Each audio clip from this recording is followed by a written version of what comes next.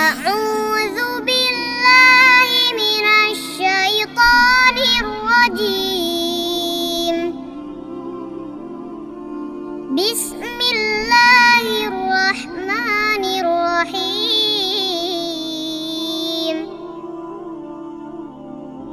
إذا جاء نصر الله والفتح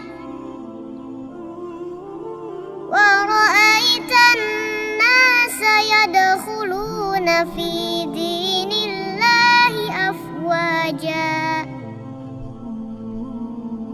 فسبح بحمد ربك واستغفر إنه كان توابا. صدق